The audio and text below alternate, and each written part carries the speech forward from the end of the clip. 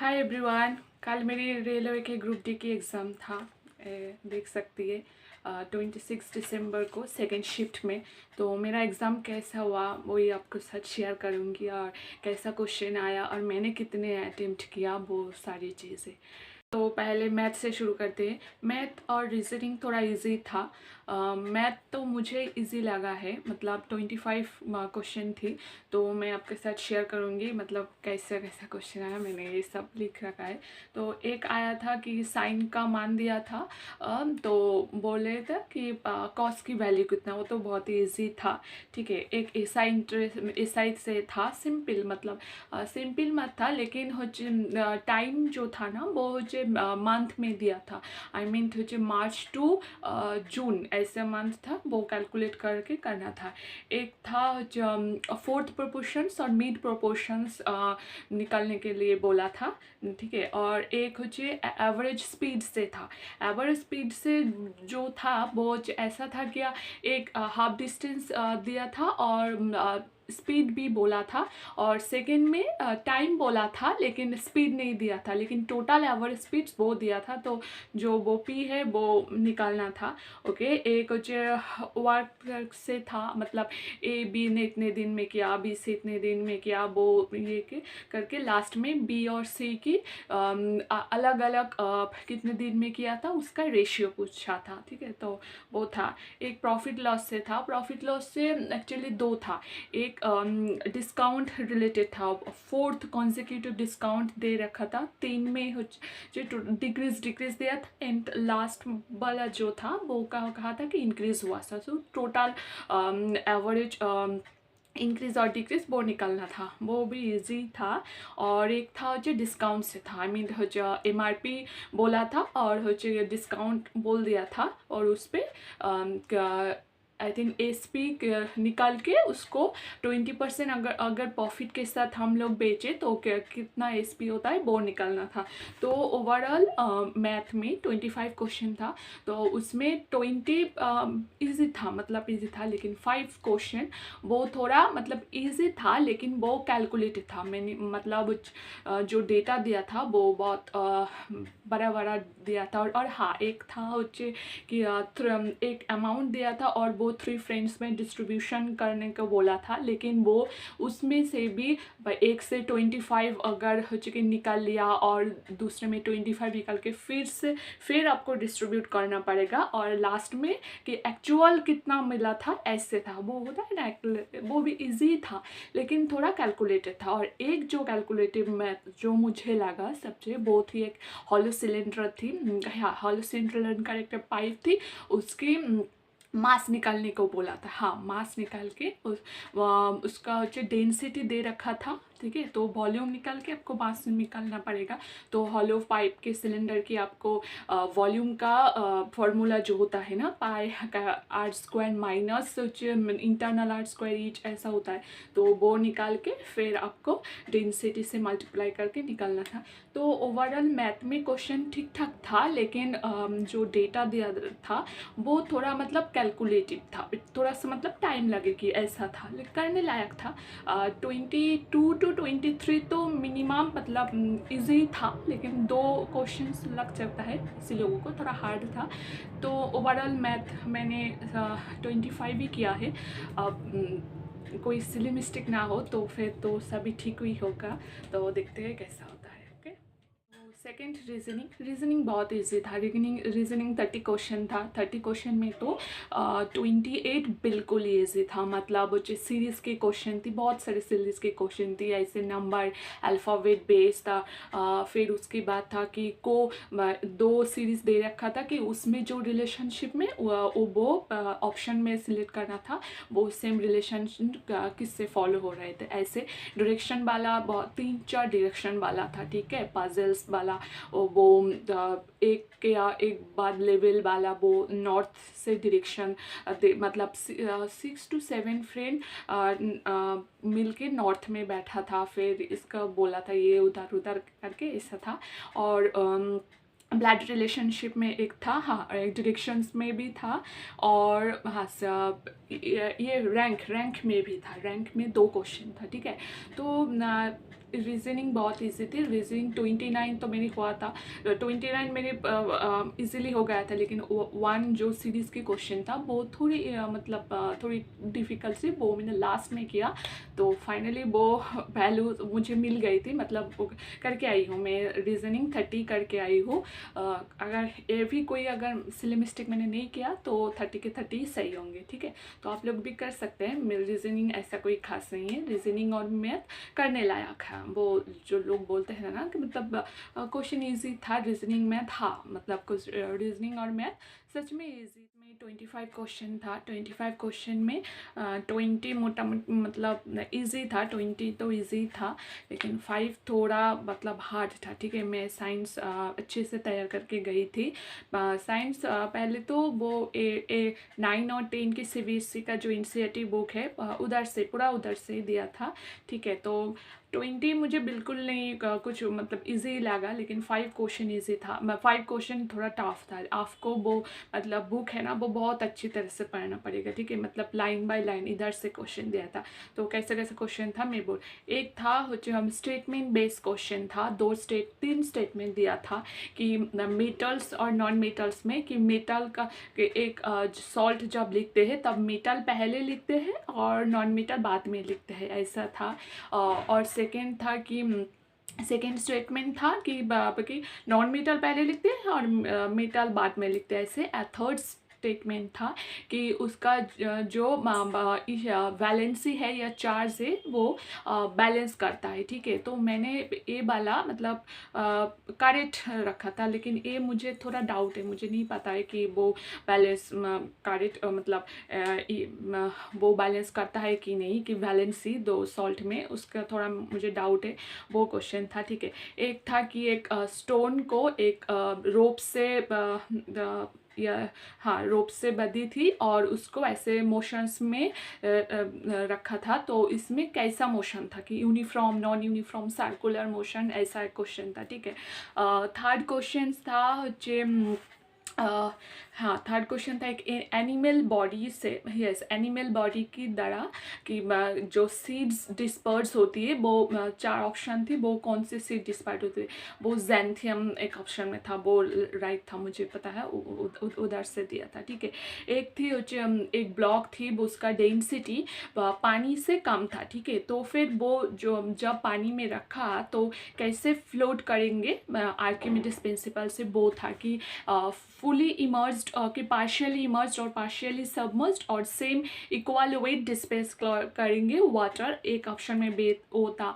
एक ऑप्शन में था पूरा सिंक करेगा, हाँ मतलब सिंक हो जाएगा, ऐसा। थर्ड था कि वो फ्लोट करेगा, ऐसा, ठीक है, वो था।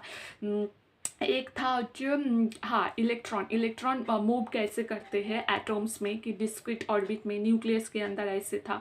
एक था थॉमसन मॉडल जो एटॉमिक मॉडल में दिया था, वो कैसा था। प्लम पुडिंग मॉडल वो हाँ वो उसमें था।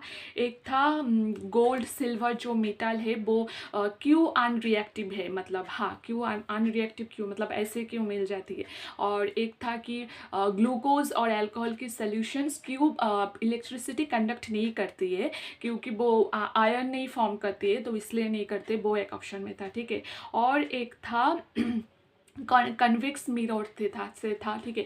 कन्वेक्स मिरर्स में बोला था कि एक ऑब्जेक्ट को आप इन्फिनिटी की लेंस से पोल्स के तरफ ले आ रही हो तो फिर इमेज कैसे होगा, तो मतलब इमेज फोकस में होगा या फोकस से पोल की तरफ आ रही होगी, ठीक है, ऐसा ऑप्शन में था। और एक था कि क्लास 9 के चैप्टर्स, वो जो फूड रिसोर्स वाला चैप्टर था ना, वहाँ पे एक देखना कि पोल्ट्री फार्म में कैसा मतलब इंडिया और कुछ एग्जॉटिक में ब्रीडिंग करने के लिए वो कौन सी मतलब गोट या लेग हॉर्न ऐसे वाला एक था, ठीक है। वो लेग हॉर्न होगा, मुझे मतलब ये ऑप्शन मुझे था कि वहाँ होगा, तो वहाँ पे था एक क्वेश्चन था, ठीक है। हाँ और एक था कि एक ऑब्जेक्ट थे, उसकी मास भी दे रखे थे और बोला था कि वो भी से मतलब मूव कर रही है, तो फिर उसमें कैसा हाँ कैसा जनरेट होगा कि मतलब सॉरी कि हाँ हाँ कैसा एनर्जी मतलब होगा, ठीक है, पोटेंशियल एनर्जी, काइनेटिक एनर्जी ऐसा, ठीक है। तो हाँ हीट एनर्जी ऐसा ऑप्शन था, वो एक था। और हाँ और कोई न्यूमेरिकल, हाँ न्यूमेरिकल एक था कि 3 रेजिस्टेंस दे रखा था और वो सीरीज में कनेक्ट किया था, तो बोला था रेजिस्टेंस कितना है, वो तो मतलब इजी था, लेकिन दो, ठीक है। तो एक थी 25 क्वेश्चन, यहाँ में से मैं बोलूँगी कि 20 क्वेश्चन तो इजी था, 5 क्वेश्चन थोड़ी ट्रिकी थी, मतलब आपको बुक को बहुत ही अच्छी तरह से पढ़ना पड़ेगा तभी आप कर सकते हो, और मतलब आप जानते हो, लेकिन उसको थोड़ा नॉलेज थोड़ा डेप्थ में ऐसे पूछा था, ठीक है। तो आप वो जिसका अभी तक एग्ज़ाम नहीं हुआ तो आप लोग वो बुक 19 की बुक्स थोड़ा बेहतर से पढ़ लें। थे करेंट अफेयर्स, जहाँ पे जनरल अवेयरनेस की तो कोई क्वेश्चन नहीं आया, ठीक है। जीके से कोई क्वेश्चन नहीं आया, पूरा का पूरा करेंट अफेयर्स से आया था। यहाँ पे मुझे थोड़ा मतलब बुरा लगा, क्योंकि मैंने करंट अफेयर्स में बहुत मेहनत की थी, क्योंकि मेरी साइंस रीजनिंग और मैथ अच्छी थी, तो इसलिए मैंने पूरा, मतलब लोग बोल रही थी कि करंट अफेयर्स बहुत थोड़ी टफ है, लेकिन मुझे लगा शायद अगर मैं अच्छी तरह से पढ़ूंगी, कि मंथली मैंने कवर करके गया था, ठीक है, कि हाँ मतलब मैं जनवरी से अक्टूबर में तक कंप्लीट करके गया था हर मंथली पढ़ के। तो लेकिन जो क्वेश्चन आया ना वो सच में, मतलब लोग जो बोल रहे थे कि करंट अफेयर्स हार्ड है, मतलब सच में ही हार्ड है, क्योंकि हार्ड ऐसा है कि आपको जो मतलब जो जनरल क्वेश्चन होता है ना वो नहीं पूछा था, मतलब ऐसा ही कुछ मतलब घुमा के पूछा था। मुझे तो लगा था कि इस पूरे साल में जो एएलपी टेक्नीशियंस का एनटीपीसी का एग्ज़ाम जो सारे में जो पूछ लिया ना, बाहर से कुछ नहीं, जो बचा कुछ रखा था ना उसमें शायद पूछ लिया था, मतलब ऐसा था। एक क्वेश्चन तो मुझे इतना मतलब बुरा लगा, वहाँ पे बोले थे कि यूएनडीपी के इंडेक्स किस महीने में रिलीज हुआ था, मतलब मैं यूएनडीपी में इंडिया की पोजीशंस, तापर फर्स्ट की कौन सी कंट्री थी, कौन सी एजेंसी वो रिलीज करती थी और रैंक किया थी, किस किस के पैरामीटर में बेस करके उसको रैंक मिला था, ये सब मैंने कंप्लीट किया था। लेकिन उन्होंने पूछा किस मंथ में रिलीज करते, हम तो मतलब मंथ हम सोचा भी नहीं था कि मतलब मंथ में भी पूछ सकते हैं कोई क्वेश्चन, ठीक है। तो फिर तो ऐसा एक क्वेश्चन नहीं था, ठीक है। एक क्वेश्चन था कि ऑयल और केमिकल की एक्सप्लोरेशन हुआ था वो नवंबर में कौन सी हाँ कौन से स्टेट में थी। मैं अक्टूबर तक किया था, लेकिन वो नवंबर से आ गया था, तो मैंने वो मतलब तो अंदाज में मैंने गुजरात कर दिया था, लेकिन मुझे पता नहीं वो ठीक होगा कि नहीं। एक था कि मतलब इस पूरी साल में इंडिया में प्रॉवर्टी लेवल में कितना मिलियन लोग प्रॉवर्टी से लिफ्ट किया गया था।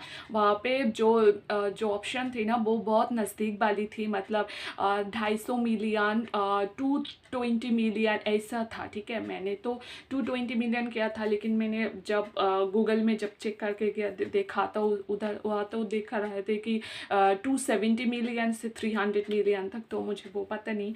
एक था साहित्य अकेडमी में ट्रांसलेशन का, मतलब हाँ ट्रांसलेशन अवार्ड किस में गया था, वो भी मलयालम में। हम लोगों ने साहित्य अकेडमी में हिंदी में किसको मिला, तब हाँ डोगरी में भी हम लोगों ने पढ़ा था, डोगरी में भी तब हाँ इंग्लिश में भी, लेकिन वो वहाँ पर वो नहीं पूछा था। वो पूछा था कि ट्रांसलेशन में किस में मिला था, वो भी मलयालम में, ठीक है। वो मैंने गलत हो गया। एक था एससीओ समिट, वो मुझे सही था, ठीक है। समिट से 2 क्वेश्चन था। एक था एससीओ समिट का में, हाँ मतलब एससीओ समिट नहीं कहा था कि वो एससीओ समिट में था, ऐसा था कि पीएम, इंडिया की पीएम और चाइना के पीएम कहाँ से मतलब एक ट्रीटी हुई थी, ठीक है। तो एससीओ के ऐसा था, वो एससीओ था। एक ब्रिक्स समिट था कि ब्रिक्स समिट कहाँ हुआ था, वो एक क्वेश्चन था। और एक क्वेश्चन था कि वर्ल्ड एथलीट चैम्पियनशिप कौन सी देश में होता, वो मैंने अंदाज में मतलब चाइना लगाया था, लेकिन बाहर आके मैंने जब चेक किया वो देखा कि हाँ वो ठीक है, तो चाइना में ही था, तो ठीक है। तो वो एक था मैंने मतलब डेट, ठीक है, डेट से था, मैंने डेट बहुत अच्छे से किया था। करंट अफेयर्स में, मतलब मैं परचम क्लास से करंट अफेयर्स करती थी। वहाँ पे रीचा मैम बहुत अच्छे से, मतलब पहले करंट अफेयर्स में पूरी मंथ की निमोनिंग्स के साथ वो सिखाते हैं, ठीक है। तो मैंने बहुत सारे किया, मतलब पढ़ के गई थी। लेकिन वहाँ पे किस डेट के पूछा कि international workers sex workers day किस तारीख को मनाया गया था। मुझे तो पता भी नहीं था कि ऐसा कोई डेट भी होता है, ठीक है। तो मुझे वो देख के मुझे सच में बहुत गुस्सा आया कि मतलब ऐसा ऐसा क्वेश्चन था कि जो हम नॉर्मल में जो पढ़ते हैं ना वो वैसा नहीं था। मतलब ऐसा क्वेश्चन था कौन सी महीने में कितनी परसेंटेज, कौन सी डेट में, ऐसा था। एक क्वेश्चन था कि खेलो इंडिया यूथ गेम्स जो हुआ ना बिहार में, वहाँ पे कितना मतलब स्पोर्ट्स फीचर्स हुआ था, मतलब कितना नंबर स्पोर्ट्स फीचर्स हुआ था।